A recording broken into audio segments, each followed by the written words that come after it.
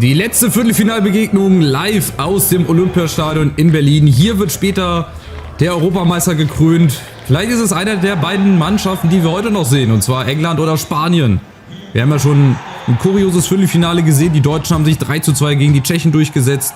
Albanien hat die Überraschung gegen Österreich geschafft mit 1:0 und das letzte Viertelfinale, das war das überzeugendste bislang. Frankreich gewinnt 6:0 gegen Dänemark. Heute wird es also entscheidend, auf wen treffen die Franzosen, England oder Spanien. Egal wer es wird auf jeden Fall eine klasse Partie. Ein Halbfinale, der auf jeden Fall ja, eines Halbfinals würdig ist. Also Frankreich-England oder Frankreich-Spanien klingt schon wie ein Finale. Es wird aber ein Halbfinale werden. Und dann wird man gucken. Deutschland-Albanien. Natürlich die Deutschen der haushoher Favorit, aber auch die Albaner. Die können natürlich jetzt die ganz große Sensation schaffen, den ganz großen Coup, aber die Spanier genauso. Mit ihrer ersten Chance. Die Spanier für mich persönlich heute leicht favorisiert. Haben wirklich einen sehr, sehr starken Fußball mit De La Fuente, neuen Trainer. Der nicht mehr diesen typischen Ballbesitzfußball spielen lässt, sondern wirklich druckvoll. Ein Pressing-Fußball. Nicht viel Ball hin und her geschiebe, aber trotzdem sehr, sehr effektiv. Von daher gucken wir mal, was die Engländer da heute entgegenzusetzen haben. Die Spanier mit der ersten Chance über Morata. Und wieder John Pickford. Also 7 Minuten gespielt. Die Spanier zeigen schon mal, wo es lang gehen soll. Haben ja auch ihr Achtelfinale souverän, wenn dann am Ende knapp mit 3:2 gewonnen. Die Schotten haben wirklich sehr, sehr gut dagegen gehalten. Aber die Spanier, die waren zu keinem Zeitpunkt wirklich von einem Ausscheiden entfernt. Waren eigentlich immer Herr der Lage. Haben halt zweimal nicht aufgepasst und dann hast du halt auch eine Nation wie Schottland, die das auch mal ausgenutzt hat. Und die Engländer auf der anderen Seite auch ganz knapp 2:1 gegen die Niederlande gewonnen, die ja auch so mit zu den erweiterten Favoriten gezählt hat. Nicht zu den Top-Favoriten, dazu sind sie noch nicht stabil und noch nicht so gut, aber vielleicht ist ja auch bei den Niederländern irgendwann mal der Fluch vorbei. Warten ja auch schon eine lange, lange Ewigkeit auf den nächsten Titel, sei es Weltmeister oder Europameister. Vielleicht ja zumindest bei der echten EM. Mal gucken, wie sie da durchkommen. Die Spanier auf jeden Fall auch hier tonangebend. Und die Führung. Nach nicht mal 15 Minuten durch Rodri, den Mann von Manchester City. Eine bärenstarke erste Viertelstunde. 2-3 Chancen und schon von den Spaniern, die sich vorne festsetzen mit ihren kleinen, quäligen Spielern. Sehr ballsicher, da ist wirklich jeder. Selbst der Busfahrer, der hat da eine Ballkontrolle von 99, wenn man so möchte. Und da sitzt auch noch Qualität auf der Bank. Also genau wie bei den Franzosen ist bei Spanien nicht nur eine klasse Startelf, sondern auch eine super Reservebank, die zu jedem Zeitpunkt in dem Spiel nochmal einen neuen Impuls geben kann. Und für die Engländer rund um ihren Star natürlich Bellingham, vorne Harry Kane, sind jetzt gefordert, aber aufs Wort sind sie da. Über Saka mit der Hacke und wieder die Spanier, die das Ganze hier zu ihrem Spiel machen. Auch ganz schnell nach vorne. Hier wird Oyarzabal mal unrühmlich gestoppt. Könnte sogar die erste gelbe Karte geben für Walker. Das wird ihm jetzt natürlich das ganze Spiel über lang verfolgen. Weil das wird nicht das letzte Duell sein mit Oyarzabal. Und da kann man durchaus gelb geben. War schon sehr rustikal. Englische Härte, wenn man so möchte. Aber ich glaube, das geht auch völlig in Ordnung. England gegen Frankreich hatten wir ja bei der letzten WM im Viertelfinale. Da haben die Franzosen ja knapp mit 2:1 gewonnen in echt. Und Spanien gegen Frankreich gab es meines Wissens zuletzt bei der EM 2012. Da ging es dann auch, glaube ich, bis ins Elfmeterschießen. Nee, das war gegen Portugal. Ich glaube, gegen Frankreich haben die Spanier 2:0 gewonnen. Nach 90 Minuten. Wo sie dann ihren Europameistertitel erfolgreich verteidigt haben. Zuvor noch Weltmeister in Südafrika geworden sind. Jetzt die Engländer über Kane, der völlig alleine aufs Tor zuläuft gegen Lenormand. Harry Kane mit der ersten Chance. Und er kriegt nochmal die Chance, der Rebound. Carvajal, Saka, Achtung. Und so könnte es bei den Engländern auch funktionieren. Über Harry Kane, der natürlich auch dann auch prallen lässt für Saka, über Phil Foden. Da steckt eigentlich auch so viel Qualität in dem Kader. So viel gute Spieler, hohes Potenzial. Wann wird es bei den Engländern mal soweit sein? Haben vielleicht mit Southgate nicht den richtigen Trainer, der auch zu defensiv spielen lässt. Und bei den Engländern, da hat man echt das Gefühl, dass man nie richtig den Plan hat, was sie jetzt spielen wollen. Also ihr 4-2-3-1-System, schön und gut, aber was wollen sie spielen lassen? Ballbesitzfußball, Pressingfußball, da steigt man noch nicht so richtig durch. Das hat man halt bei Spanien oder bei Deutschland oder auch bei Frankreich nicht. Da weiß man genau, worauf man achten muss, was sie jetzt spielen, wofür sie stehen. Und die Spanier wieder vorne über Oyarzabal. Das geht wirklich ganz schnell. 1, 2 Kontakte höchstens. Und so wird es auch ganz schwer für die Engländer. Hier nochmal das Tor von Rodrigo Hernández Cascante oder kurz Rodri. Schon unter die Latte. Keine Chance von Jordan Pickford, den da noch irgendwie rauszufischen. Und die Spanier mit einer Ecke. Laporte ist in der Mitte und wieder Pickford. Der kratzt ihn da noch raus. Der beste Engländer. Genau wie im letzten Viertelfinale Schmeichel bei Dänemark der Beste war. Das Endergebnis wisst ihr, wenn ihr das Spiel geguckt habt. Wenn nicht, möchte ich jetzt nicht spoilern. Schaut es euch auf jeden Fall nochmal an. Besonders in der zweiten Halbzeit dann ein sehr, sehr effektives Spiel der Franzosen. Und die Dänen, die konnten da einem schon ein bisschen leid tun.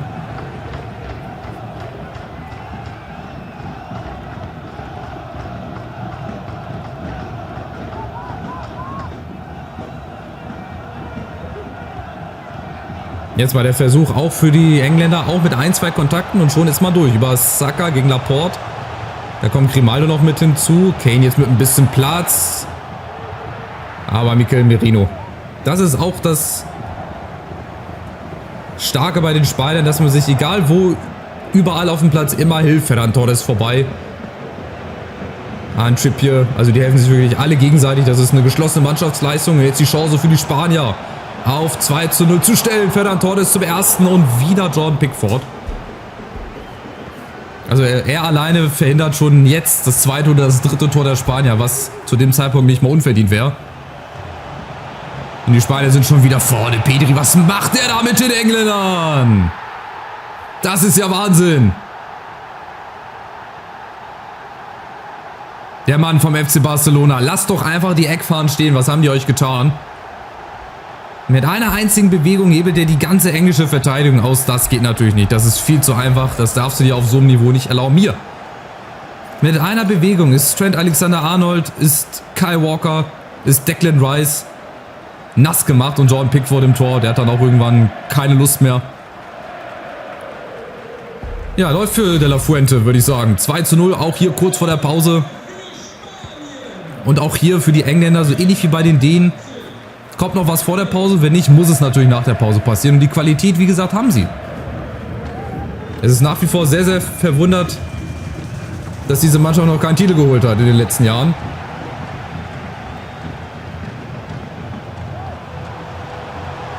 Aber vielleicht ja jetzt nochmal über Phil Foden. Auch viele Ballkontakte und Alexander-Arnold, aber Unai Simon. Wie sagt man so schön, ein dankbarer Ball für den Keeper. Ich glaube, das wird für die Spanier wichtig, hier zu 0 in die Pause zu gehen. Vorne weiterhin gehen sie mit 3, 4 Mann drauf, aber dann ist trotzdem hinten eine Verteidigung, die auf jeden Fall steht, die das den Engländern richtig, richtig schwer macht. Aber jetzt auch nochmal die Lücke für Harry Kane, der sich ein bisschen hat fallen lassen. Saka. Walker, und der muss hinten rum. Er weiß nicht wohin. Er weiß nicht wohin, er macht es alleine und er scheitert an der Mauer. Also das ist wirklich eine richtig starke Leistung von den Spaniern, führend verdient. Auch in der Höhe mit 2:0. Die Engländer müssen sich das einfallen lassen und wir gucken mal nach der Pause hier in Berlin, ob sie das auch noch irgendwie hinkriegen, diesen 0:2 Rückstand zu drehen. Wir sind gleich wieder da. Halbzeit 2 hier in Berlin, Viertelfinale Nummer 4 zwischen England und den bislang richtig starken Spaniern. Mehr als 60% Ballbesitz, über 7 Schüsse und natürlich dann die hochverdiente 2:0 Führung. Und von den Engländern muss jetzt natürlich mehr kommen. Nicht nur, weil sie zurückliegen, sondern weil sie einfach von ihrer Qualität her viel zu wenig gemacht haben. Aber die Spanier verteidigen das bislang, das muss man auch zugeben. Richtig, richtig gut. Da kommt niemand hinten durch. Und vorne ging es halt 2-, 3 Mal schnell. Einmal Rodri unter die Latte, das andere Mal hat Pedri 3 Engländer in Urlaub geschickt. Nach Hause vielleicht sogar schon. Mal gucken, noch ist Zeit für die Engländer, aber sie müssen bald. Sie müssen bald damit beginnen und wenn sie dann mehr ins Risiko gehen müssen, das öffnet natürlich für die Spanier solche Aktionen hier. 1, 2 Bälle und schon ist die Verteidigung wieder ausgehebelt über Oyarzabal, der noch Zeit hat für 1, 2 Ballrollen und Morata mit der nächsten Chance und wieder Pickford. Es geht genauso weiter. Hier nochmal, das war jetzt glaube ich schon die 4. oder 5. Parade von Jordan Pickford. Der da hinten halt die ärmste Sau ist. Weil er bekommt keine Unterstützung. Vorne die Leute kriegen auch bislang nichts gebacken. Und er muss immer wieder hinhalten. Achtung, wieder Pickford. So wird das nichts mit dem Rückstand drehen für die Engländer.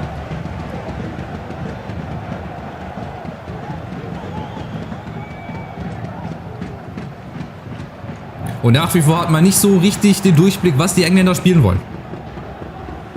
Das bleibt nach wie vor auch in Halbzeit 2 und die Spanier mit 1, 2 Kontakten auf engstem Raum. Das, was sie eigentlich schon vor 10 Jahren gespielt haben mit Xavi, mit Iniesta, mit David Silva in seiner Hochform, mit David Villa vorne. Das sah schon richtig gut aus. Also die nächste Generation wächst halt hier heran. Unter anderem über Pedri. Und Gavi spielt noch nicht mal. Wir haben Ferran Torres, wir haben Lamine Yamal, der auch erst 16 Jahre alt ist. Man muss sich das mal überlegen. 16 Jahre. Was habt ihr mit 16 Jahren gemacht? Oder was macht ihr mit 16 Jahren, wenn ihr 16 Jahre alt seid? Er steht auf jeden Fall auf dem Fußballplatz. Und verdient damit schon sein Geld. Nächste Chance Spanien, Ferran Torres. Und Jude Bellingham, der auch übrigens spielt, falls ihr es nicht mitbekommen habt, der ziemlich blass geworden ist, der ziemlich abgemeldet ist im Mittelfeld. Harry Kane, Grimaldo, Ballverlust gegen Walker. Der hat jetzt die Chance aus Spitzenwinkel aus dem Nichts. Die erste richtige, ernstzunehmende Chance nach 64 Minuten. Vielleicht zu spät für die Engländer, mal gucken. Der Wechsel der Spanier, Dani Olmo kommt rein für Oyarzabal, gutes Spiel gemacht. Und jetzt kommt noch mal ein bisschen etwas für die feine Klinge. Dani Olmo, begnadeter Techniker. Einen guten Schuss, guter Abschluss. Der wird auch nochmal sehr wichtig. Lenormand, der kocht Saka ab und sucht den Weg selber nach vorne. Fehlt jetzt natürlich in der Verteidigung. Jetzt müsste es mal schnell gehen über Stones, Foden. Vorne sind 3, 4 Engländer. Bellingham wartet.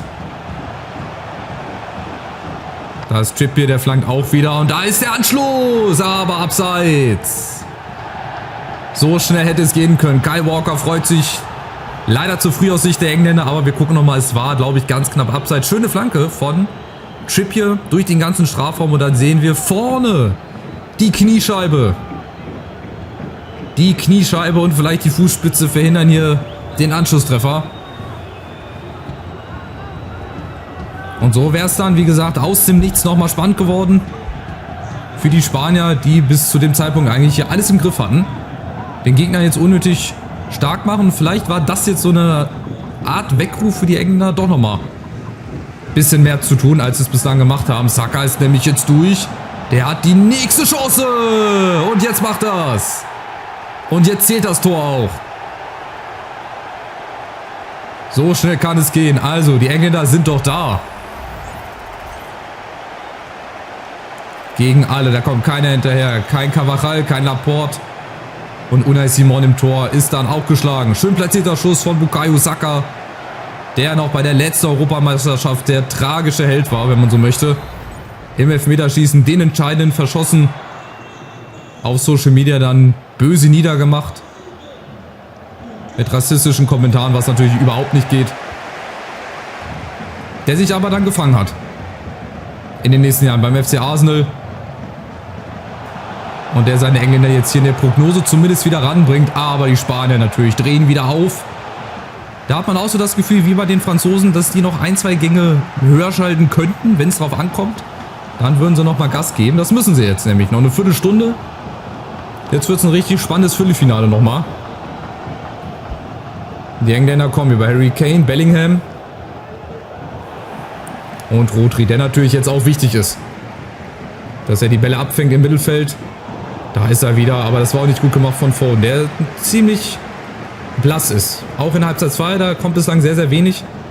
Wenn dann eher über Kane, über Saka, der sich auch immer wieder fallen lässt. Nächste Chance für die Spanier, die haben wieder zu viel Platz. Morata gegen Stones versucht er den Beinschuss. Und auch die Spanier mit einem Pressing, 2, 3 Mann. Die Engländer, die können sich befreien.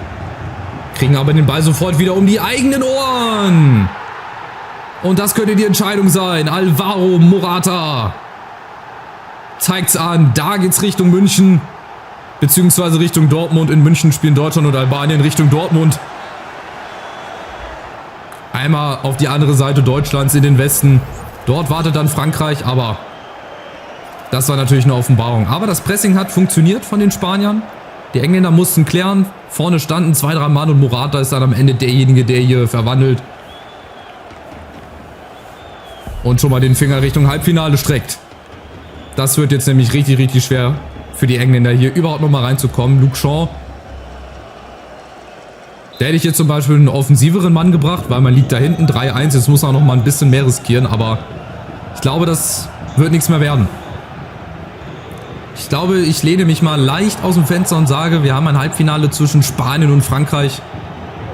Das hört sich schon nach Finale an, aber es muss noch einer nach Hause fahren, bevor es ins Finale geht. Bellingham kommt auch noch mal. Vielleicht sind die Engländer doch noch nicht raus. Schau mit der Flanke wieder ganz gefährlich. Saka zum ersten, Foden. Und Unai Simon rettet. Vor Kyle Walker. Der war nämlich bereit, dort einzuköpfen. Und auch Bukayo Saka war nicht weit entfernt. Bellingham gegen Ferdinand Torres. Ist der schnell. Und für Bellingham heute, der war total abgemeldet. Den hatten die Spanier wirklich sehr, sehr gut im Griff. Nachspielzeit läuft. Gibt 3 Minuten obendrauf. Und das wird nicht reichen für die Engländer. Also wieder ein Jahr ohne Titel. Zumindest hier in der Prognose. It's Coming Home wird sich also um weitere 2 Jahre erstmal verschieben bis zur nächsten WM. Die letzte Aktion wird wahrscheinlich den Engländern gehören. Bellingham nochmal, Trent Alexander-Arnold und Walker, der schon die ganze Zeit vorne ist. Aber auch er bringt den Ball nicht im Tor unter und somit gewinnen die Spanier. Hier mit 3:1 in Berlin. Völlig zu Recht. Sie hatten mal eine Phase, 20 Minuten, wo sie ein bisschen gewackelt haben, wo England auch wieder rangekommen ist. Aber im Endeffekt geht der Sieg völlig in Ordnung. Wir haben also unsere beiden Halbfinalbegegnungen. Deutschland gegen Albanien, der krasse Außenseiter. Und Spanien gegen Frankreich. Und die beiden Spiele gibt es natürlich ebenfalls live, genauso wie das Finale. Bleibt also weiterhin dran. Lasst den Daumen nach oben da. Ein kostenloses Abo und dann sehen wir uns schon bald wieder mit dem ersten Halbfinale zwischen Deutschland und Albanien aus München. Und bis dahin bedanke ich mich bei euch. Bleibt dran. Bis zum nächsten Spiel. Bis zum ersten Halbfinale. Ciao, ciao.